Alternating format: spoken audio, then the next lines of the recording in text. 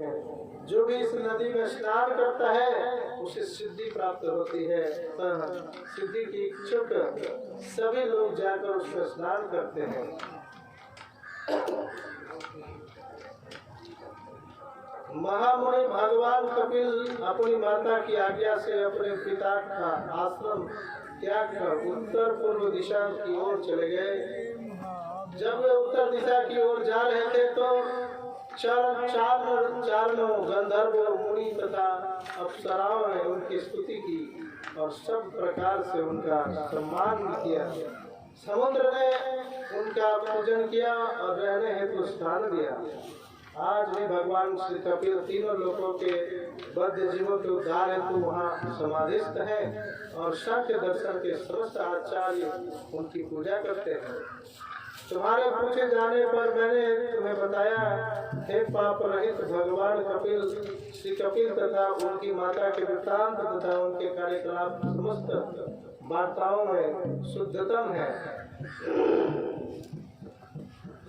भगवान का भक्त बन जाना, उसके पश्चात उसकी दिव्य प्रेम भक्ति में प्रवृत्त होने हेतु भगवत धाम में प्रवेश करता है।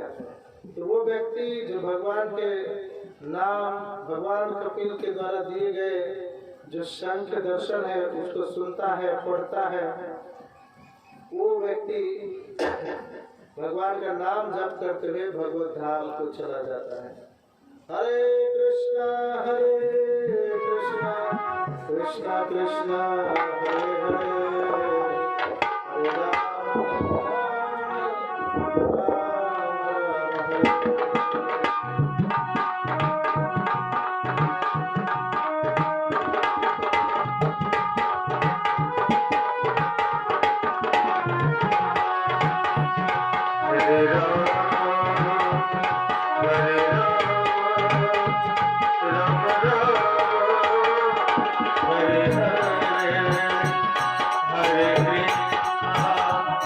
Hare Krishna, Krishna Krishna, Hare Hare, Hare Rama, Hare Rama, Rama Rama, Hare Hare.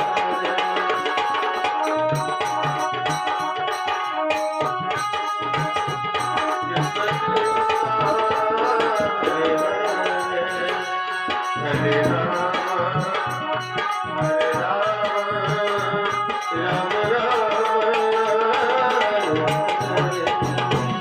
Hare Krishna, Hare Krishna, Krishna Krishna, Hare Hare, Hare Rama, Hare Rama, Rama Rama, Hare Krishna, Hare Krishna, Krishna Krishna, Hare Rama, Hare Rama.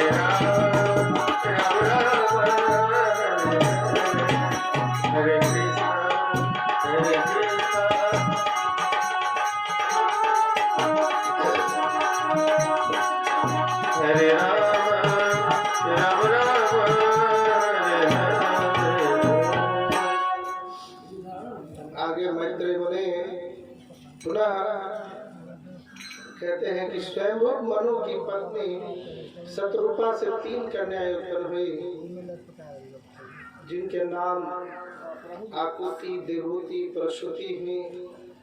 और आकुति के 2 भाई थे, तो भी राजा स्वयंभू मनु ने इसे प्रजापति रुचि को इस शर्त पर ब्याहा था कि उससे जो पुत्र उत्पन्न होगा वो स्वयंभू मनु को पुत्र रूप में लौटा दिया जाएगा। उससे अपनी पत्नी शत्रुपा के परामर्श से ऐसा किया था। अब प्रजापति सह भगवान रुचि दस्य मया जितना मिथुनम ब्रह्मचर्य स्वभी परमेन प्रमादिना। अपनी ब्राह्मणोचित योग्यताओं में अत्यंत शक्तिशाली और जीवात्माओं के जनक प्रजापति के रूप में नियुक्त रुचि को उनकी पत्नी आकुति से एक पुत्र और एक पुत्री उत्पन्न हुई। कहते हैं आगे कि अरिण्येष्वगृहं पुत्रया पुत्रं वितरतोचितसं स्वयं भुवो मृदायुक्तो रुचिर्जग्राह दक्षिणां। स्वयं मनु परम प्रसन्नता पूर्वक यज्ञ नामक सुंदर बालक को अपने घर ले आए और अब उनके जमाता रुचि ने पुत्री दक्षिणा को अपने पास रखा। यज्ञों के स्वामी भगवान ने बाद में दक्षिणा के साथ विवाह किया, जो पूर्ण पुरुषोत्तम भगवान को अपने पति के रूप में प्राप्त करते हुए इच्छुक थी। उनकी इस पत्नी से 12 पुत्र प्राप्त करके श्री भगवान प्रसन्न हुए। तोष प्रतोष संतोषो भद्र शांति शीत संपत्ति इच्छवः कर्विर्विभु स्वाहनम सुदेवो रोचनो। यज्ञ तथा दक्षिणा के 12 पुत्र के नाम थे तोष प्रतोष संतोष भद्र शांति इडस्पति इक्षम कवि विभूषण सुदेव तथा रोचन। इस प्रकार से आगे प्रजापति दक्ष होते हैं, उनकी पुत्री सती होती है और सती का विवाह जो है भगवान शिव से होता है। शिव जी भी बड़ी प्रसन्नता के साथ सती से विवाह करते हैं। विवाह उपरांत दक्ष एक बार जब राज्यसभा में आते रहते हैं तो आने के पश्चात देखते हैं सभी लोग तो खड़े हो गए, ब्रह्मदेव नहीं हुए तो ब्रह्मदेव तो पिता है। दक्ष देखता है कि शिव जी भी खड़े नहीं हुए, तो दक्ष चूंकि पुत्री का विवाह शिव से किए थे तो ये अपेक्षा कर रहे थे कि ये तो हमारी पुत्री का जो है सो पति है, दामाद होने के नाते इसको तो खड़ा होना चाहिए। अब ईर्ष्यावश जो है सो जब वो खड़ा नहीं हो पाते हैं, खड़ा नहीं होते हैं शिव जी, क्योंकि शिव जी तो सोचते हैं क्या इस भौतिक संसार में फंसे दक्ष का हम सत्कार करें। उनका तो अपना बड़ा ही सम्मान है शिव जी का, तो क्यों खड़ा होंगे। दक्ष को उनको प्रणाम करना चाहिए कि उनका पुत्री जो है सो उन्होंने पानी ग्रहण कर लिया है। लेकिन दक्ष को बड़ा घमंड था और उसने जो है सो शिव जी को बहुत ही बुरा भला बोला। जब हम देखते हैं भागवत में शिव जी का इस प्रकार से अपमान होता है, बहुत गाली देते हैं शिव जी को, और शिव जी के गण लोग वहां पर जो है सो जितने भी ब्राह्मण लोग आए रहते हैं प्रजापति दक्ष के तरफ से, उन लोगों को भी बहुत गाली देते हैं, बाद में श्राप भी दे देते हैं। तो अब जब देखते हैं शिव जी की ये तो बहुत गड़बड़ हो गया, दोनों तरफ श्राप पड़ रहा है, तो शिव जी वहां से फिर अंतर ध्यान हो जाते हैं अपने सारे गणों के साथ में।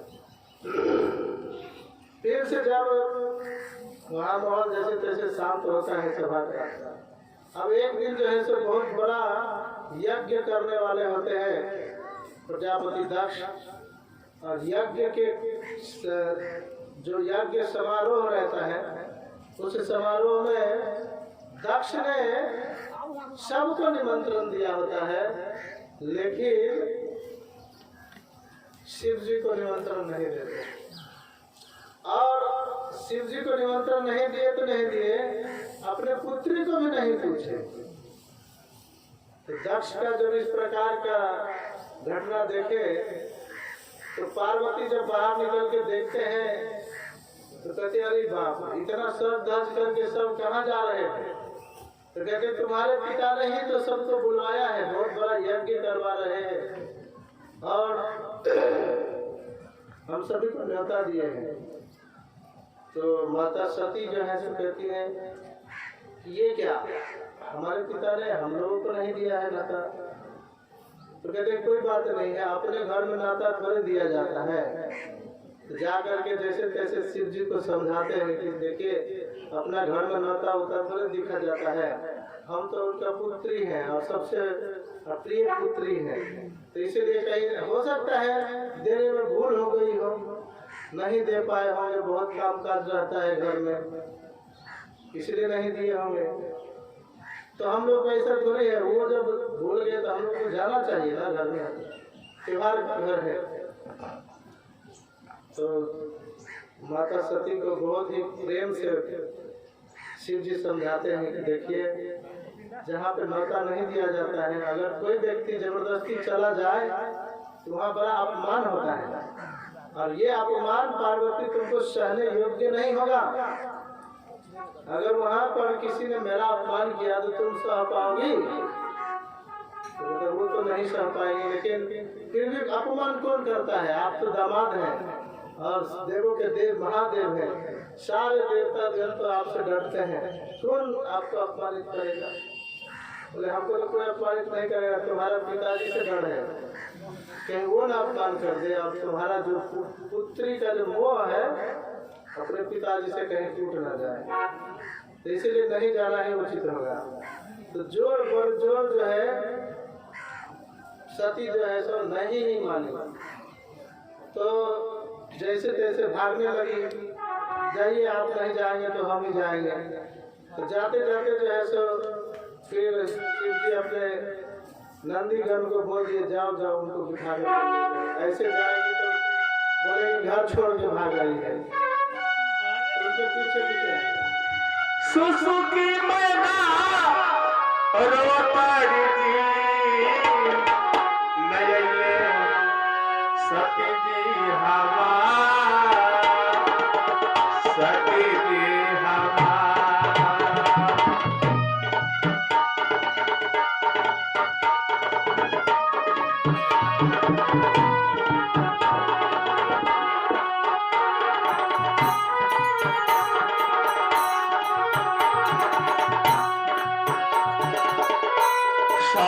देवा ससुर में आई गई नदी नयली सती जी हवा सती जी हवा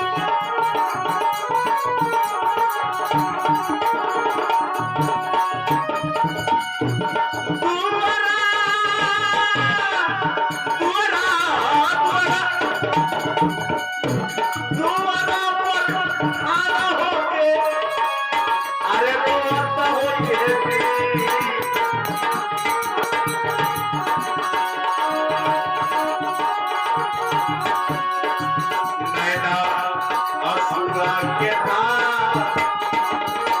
असुरा के था और कोई है बुलावे हमरो पापा यही लेके डोलिया कहाँ रे डोलिया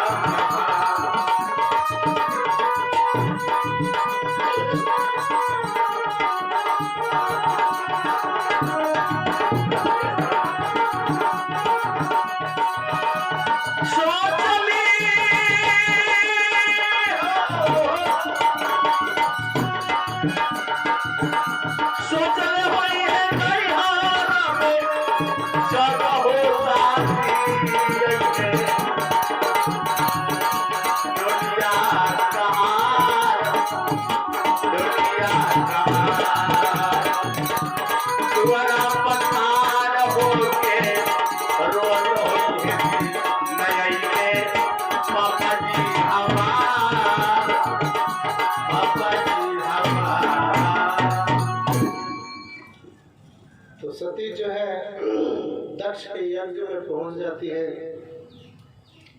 और वहां पर कोई भी जो है सो उनके सम्मुख उनके पास स्वागत के लिए नहीं आती। जितने भी लोग रहते हैं उनको तो पता ही नहीं रहता है कि वो भी आएंगे, क्योंकि सभी लोग जानते हैं कि उनके निमंत्रण ही नहीं मिला है। फिर भी जब सती अपने माँ के पास पहुंचती है तो माँ जैसे प्रसन्नता के साथ उनको गले लगाती हैं और भी बहनें सभी लोग गले लगाती हैं। लेकिन जब दक्ष देखते हैं तो बड़ा ही अप्रसन्न होते हैं। तो दक्ष के व्यवहार से माता सती बड़ा खिन्न होती है और इस प्रकार से बोलती है कि माँ वापादवयः पितरस मादिष्टा या यज्ञशाला सुन धौम वर्तमभि तदन्न तृप्तैल सुरभिरीन दितः अव्यक्तलिंगा अवधूत सेवितः।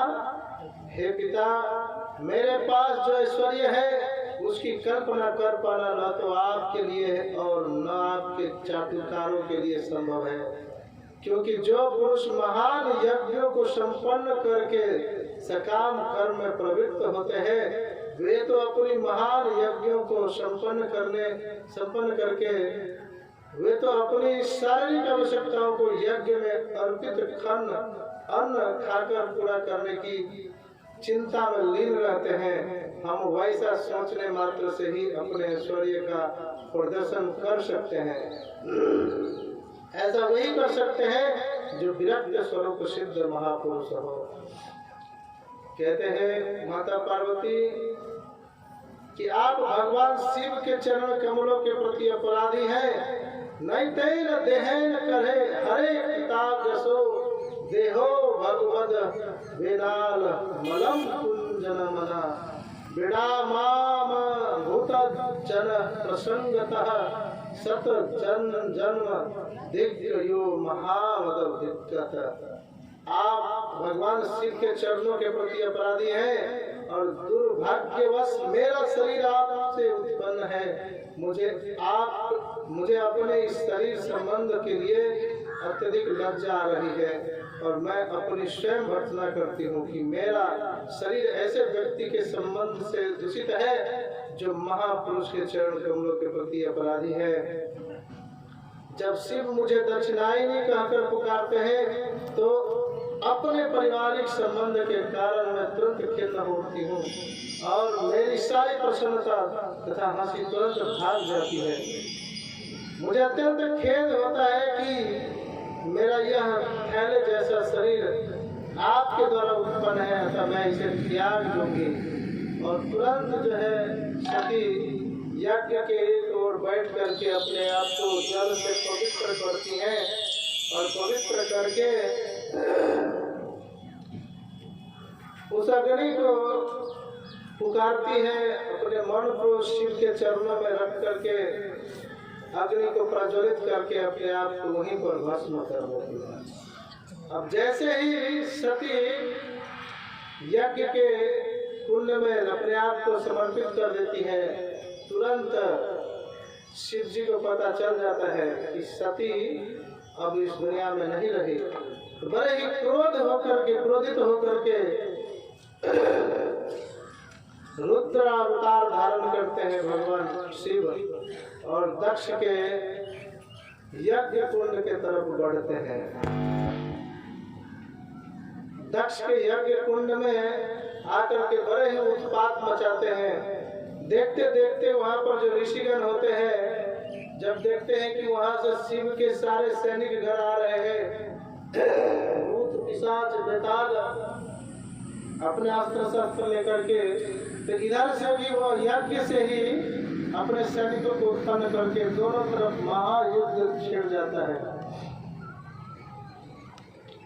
तो ब्रह्मा तथा भगवान शिव दोनों ही पहले से जान गए थे कि राजा दक्ष के यज्ञ स्थल में ऐसी घटनाएं होंगी, अतः पहले से पूर्वानुमान हो जाने से वे उस यज्ञ में नहीं गए थे। शिव जी भी नहीं गए थे और भगवान विष्णु भी नहीं गए थे। जब ब्रह्मा ने देवताओं तथा यज्ञ में सम्मिलित होने वाले सदस्यों से सब कुछ सुन लिया तो उन्होंने उत्तर दिया, यदि तुम किसी महापुरुष की निंदा करके उसके चरण कमलों की अवमानना करते हो तो यज्ञ करने से तुम्हें कभी सुखी नहीं रह सकते और तुम्हें इस तरह से सुख की प्राप्ति नहीं हो सकती।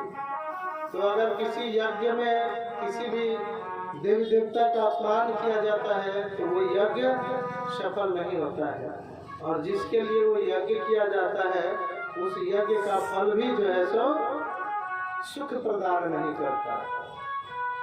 इस प्रकार से वीरभद्र भगवान शिव जी के जो अवतार हैं, उन्होंने जाके दक्ष प्रजापति का सर काट दिया और सिर काटने के बाद अब तो बोले कि प्रजापति दक्ष जो नहीं होगा तो फिर कौन संभालेगा। शिव के साथ श्री नारद मुनि जैसे जितने भी ऋषि बैठे हुए थे उन्होंने भी ब्रह्मा को सादर नमस्कार किया। इस प्रकार पूजित होकर ब्रह्मा शिव से हंसते हुए कहने लगे। ब्रह्मा ने कहा, हे प्रिय शिव, मैं जानता हूँ कि आप समस्त भौतिक जगत के नियंता, दृश्य जगत के माता पिता और दृश्य जगत से भी परे परम ब्रह्म हैं। मैं आपको इसी रूप में जानता हूँ। आप अपने व्यक्तिगत विस्तार से इस दृश्य जगत की सृष्टि, पालन तथा संहार उसी प्रकार करते हैं जिस प्रकार मकड़ी अपना जाल बनाती है, बनाए रखती है और फिर अंत कर देती है। अपने राजा दक्ष को माध्यम बनाकर यज्ञ प्रथा चलाई है, जिससे मनुष्य धार्मिक कृत्य तथा आर्थिक विकास का लाभ उठा सकता है। आपके ही नियामक विधानों से चारों वर्णों तथा आश्रमों को सम्मानित किया जाता है। अतः ब्राह्मण जन इस प्रथा का दृढ़ता पूर्वक पालन करने का व्रत कर लेते हैं। तम कर्मणा मंगलानां कर्तु स्वर्ग स्वलोकं तनुशेष परेवा अमलंगनां च तमिष्टालवनं विप्रयाः केन तदेकश्चित्।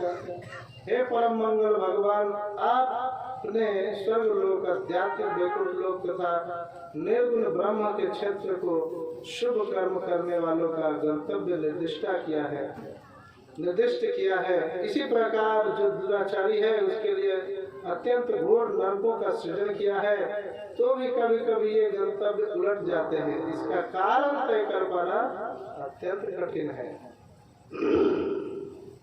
अभी धीरे धीरे ब्रह्मा जी शिव जी को मना रहे हैं कि आपके कारण सब कुछ हो रहा है। अब जो है आप क्षमा कर दीजिए दक्ष को, और दक्ष को क्षमा करने के बाद पुनः यज्ञ को संपन्न कराया जाता है। क्योंकि जो यज्ञ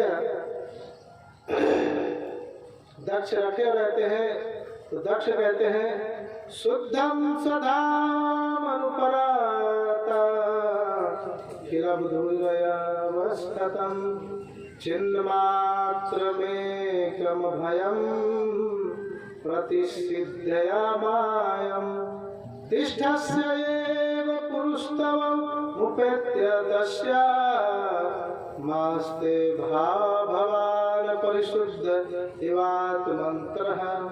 राजा दक्ष ने श्री भगवान को संबोधित करते हुए कहा, हे प्रभु, आप समस्त कल्पना अवस्थाओं से परे हैं। आप परम चिन्मय, भय रहित और भौतिक माया को बस में रखने वाले हैं।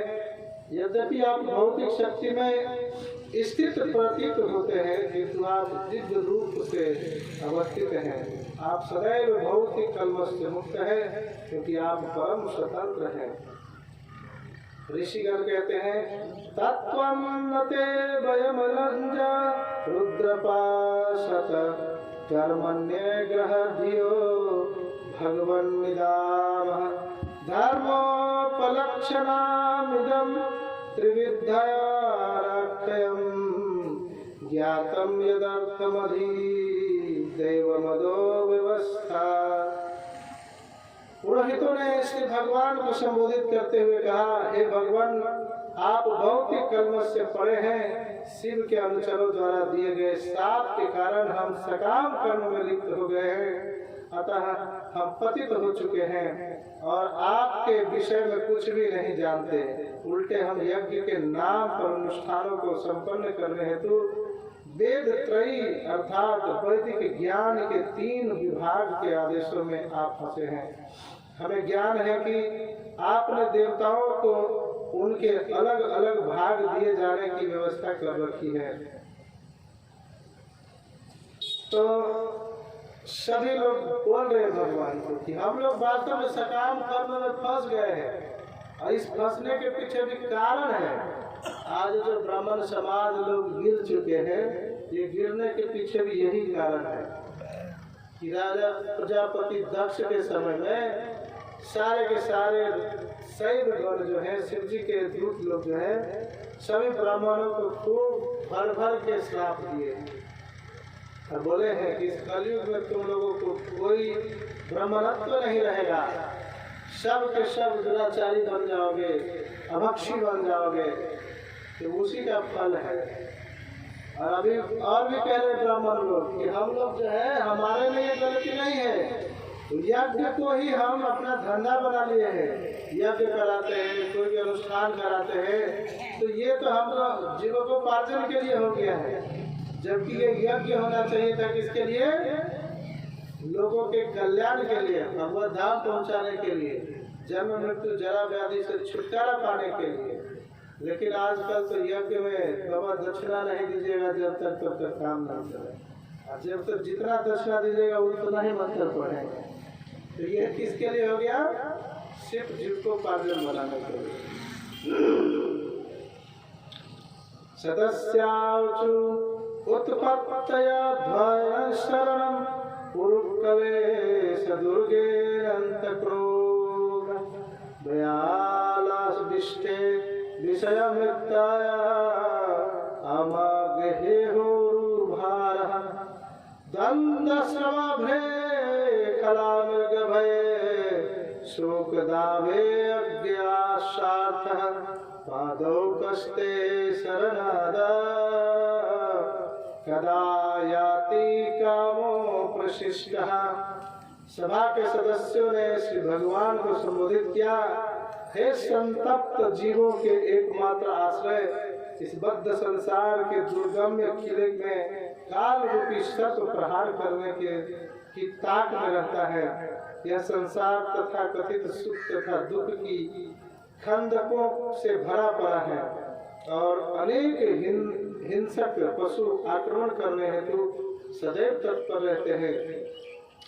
सुख रूपी अग्नि सदैव प्रज्वलित रहती है और झूठे सुख की मृग तृष्णा सदैव मोहित करती रहती है, किंतु मनुष्य को इनसे छुटकारा नहीं मिलता। इस प्रकार अज्ञानी पुरुष जन्म मरण के चक्र में पड़े रहते हैं और अपने तथाकथित कर्तव्यों के भार से सदा दबे रहते हैं। हमें ज्ञात नहीं कि वे आपके चरण कमलों की शरण में कब जाएंगे। तो कह रहे हम लोगों का जो हाल है इस भौतिक संसार का, उनके विषय में सभी लोग चिंतित हैं कि ये लोग तो हमेशा भौतिक संसार की चीजों में फंसे रहते हैं। इतना कमा लूंगा तो ये सुख मिलेगा, ये थोड़ा सा और हो जाएगा तो ये घर बना लूंगा, थोड़ा सा और हो जाएगा तो एक छोटा सा और खेत खरीद लूंगा, इतना ही में जीवन बीत जाता है।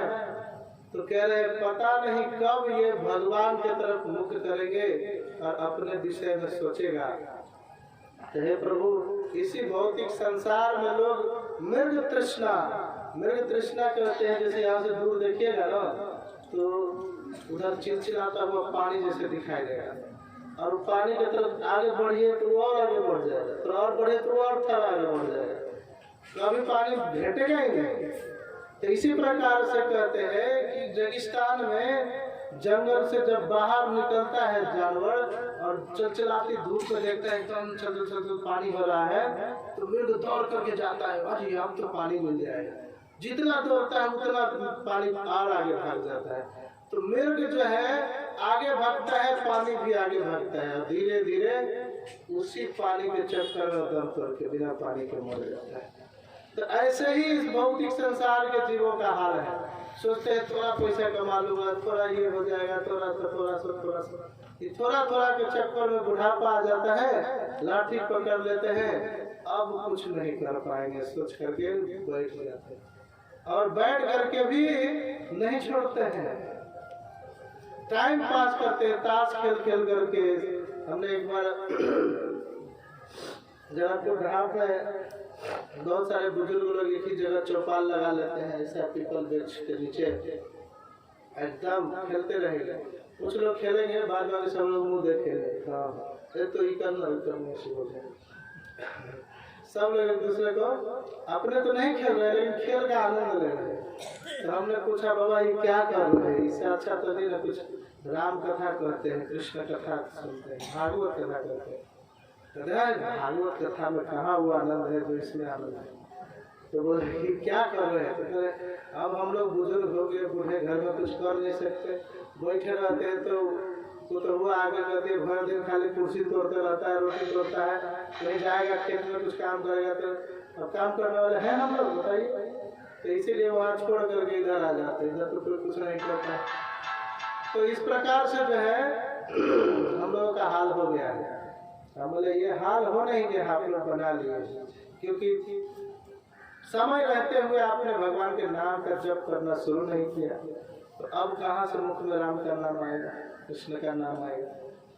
क्योंकि जो हम जैसा बीज रोपेंगे वैसा ही फल पाएंगे। अभी तक मन को बना लिया कैसा, अलग की बातें सुनने में, राजनीति वाला बात करने में, तो किसी का दोष दुर्गुण दिखाने में। तो अब थोड़े ना कृष्ण का नाम इधर घुसेगा।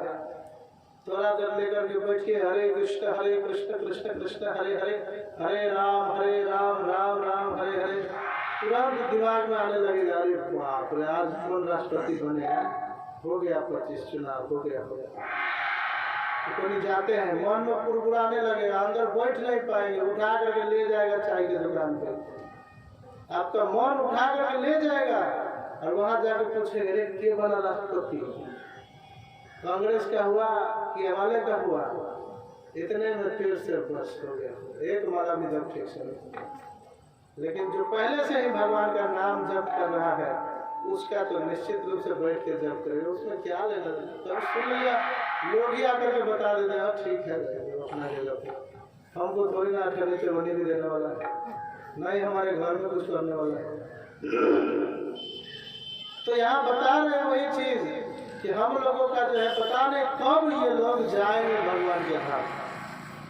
जन्म जन्मांतर में दुख ही दुख भोग रहे हैं। एक बार आज यही बता रहे थे, देवूती माता को कपिल देव मुनि कहते हैं माता ये जब गर्भ में जब बच्चा आता है ना, तो बच्चा आने के बाद जब वो 7 महीने का हो जाता है तो लात मारता है। तो इधर जो है सो माता पिता बड़े खुश होते हैं और बच्चा लात मार रहा है, लेकिन बच्चा को वास्तव में पीछे जो पेट में कीड़ा होता है वो कीड़ा काटते रहता है, इधर से काटता है उधर से काटता है, तो उसको लात छटपटाता है। तो बाहर में लोग खुश होते हैं, अंदर तो उसका हाल जो है सो मल मूत्र और प्रकृति के बीच में ऐसे रहता है जैसे अंधकूप में मल के सागर में जो है सो किसी बच्चा को या किसी व्यक्ति को फेंक दिया हुआ है। तो इस तरह से जो है सो हाल है।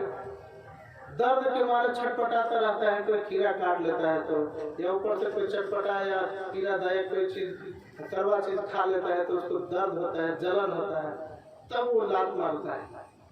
तो कहते ऐसा हाल हो जाता है हम लोगों का इस भौतिक संसार में। आप सभी के बीच में कहता हूँ, इधर 1 करोड़ रुपया 2 करोड़ की 10 करोड़ रखा हुआ है, लेकिन शर्त यही है कि एक बहुत बड़ा तालाब है, मल मूत्र से भरा पड़ा है, बस आपको उसमें जो है से 1 सप्ताह रहना है और फिर लेकर के 10 करोड़ रुपया जाना है। जाएंगे नहीं जाएंगे? अरे 9 महीना तो उसी में से रह करके आए हैं और इधर बैठे हुए हैं, क्या बड़ा आनंद है। हम तो 1 सप्ताह का बाद बोले 1 करोड़ 10 करोड़, लेकिन यहाँ 9 महीने गर्भ में उसी में मल मूत्र में क्या है कपित में, तो पुनः जाना नहीं चाहते हैं तो फिर तो भगवान का भजन ही करना पड़ेगा, यही एक उपाय है। नहीं तो पुनः चरित चरवाना, उसी चीज को पुनः करना पड़ेगा। इस भौतिक संसार में आप सभी लोग जब आए तो जब बच्चे थे तो माता पिता भेज दिए पढ़ने लिखने के लिए, कुछ पढ़ लिख करके आए तो भेज दिए सब कमाने के लिए, कमा के आए तो विवाह करा दिए।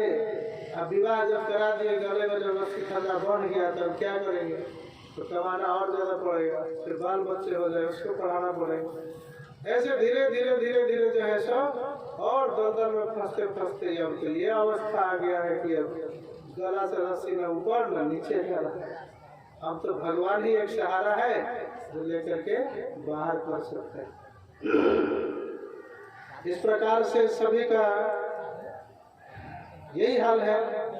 आगे राजा दक्ष की जो जितने भी कथाएं हैं, रुद्र उवाच, रुद्र कहते हैं तब वरद वरांगवासी से हाखिलाते हापि मुनि भिरशक्तरादराने यदि रचिदधियं मविद्धलोकं पवविधं जपति न गणये तत्व परानुग्रहेण। शिव ने कहा, हे भगवान, मेरा मन तथा मेरी चेतना निरंतर आपके पूजनीय चरण कमलों पर स्थित रहती है, जो समस्त वरों तथा इच्छाओं की पूर्ति के स्रोत होते हैं, कारण समस्त मुक्त महामुनियों द्वारा पूजित हैं, क्योंकि आपके चरण कमल ही पूजा के योग्य है। आपके चरण कमलों में मन की स्थिर रखकर मैं उन व्यक्तियों से विचलित नहीं होता जो यह कहकर मेरी निंदा करते हैं कि मेरे कर्म पवित्र नहीं है। मैं उनके आरोपों की चिंता नहीं करता और मैं उसी प्रकार दयावश उसे क्षमा कर देता हूँ, जिस प्रकार आप समस्त जीवों के प्रति दया प्रदर्शित करते हैं। तो अब रुद्र अवतार भगवान शिव कहते हैं भगवान विष्णु को कि हे प्रभु, मेरा मन तो सदैव आपके चरण में लगा रहता है, तो मैं गुस्सा क्यों हूँ? मुझे तो कोई गाली भी दे देता है कि मेरा आचरण सही नहीं है या मेरा कार्य पवित्र नहीं है, तो भी मैं उसको क्षमा कर देता हूँ, क्योंकि मुझे पता है कि जितना देर मैं उससे झगड़ा करूंगा उतना देर आपका चिंतन नहीं हो पाएगा, मेरा मन जो है आपसे हट जाएगा। इसलिए साधु जन जो है जब कोई वार्तालाप उल्टा पुल्टा करता है तो कहते हैं जय हो, आप बड़ा महान है, आप बड़े धन्य है, आपका यश तीनों लोग में फैला हुआ है, उसका बड़ाई कर देते हैं, उधर से निकल जाते हैं। अब वो तो एकदम खुल के तुम्बा हो जाता है, पता चलता है कि बेवकूफ बन गया, क्योंकि साधु जन नहीं चाहते लड़ाई झगड़ा, कि जितना देर उससे झगड़ा करेंगे उतना देर में तो भगवान का नाम जपते हुए भगवान का ध्यान कर लेंगे। ऐसे ही एक बार वृंदावन धाम में दिग्विजय पंडित नाम का बहुत प्रखर सरस्वती उसके जीवा पर रहती थी। वो आए और सनकादिक रूप गोस्वामी और सनातन गोस्वामी तो बोले कि हमको आपसे शास्त्रार्थ करना है। तो रूप गोस्वामी सनातन गोस्वामी जो है सो बड़े ही प्रसिद्ध वैष्णव आचार्य हैं।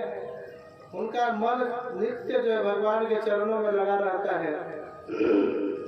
अब उनसे वाद विवाद करने के लिए आवे तो वो समझ गए कि तो भगत बनने वाला है नहीं, कितना भी समझा दो, क्योंकि इसके ऊपर विद्वत्ता का जो है मद चढ़ गया है। तो उन्होंने बोला ठीक है, देखो मेरे पास उतना टाइम नहीं है, मान लो कि मैं हार गया, आपसे कुछ करना पड़ेगा मुझे। बोला हाँ हाँ आपको इसका साइन करना पड़ेगा। एक तो पूरा लेटर लेकर गया था और वहाँ साइन करवा लिया कि मैं दिग्विजय पंडित से साथ में हार गया। तो वो लिख दिए। अभी जो है ये आ रहे थे जब, तो उनका शिष्य था जीव गोस्वामी। तो जीव गोस्वामी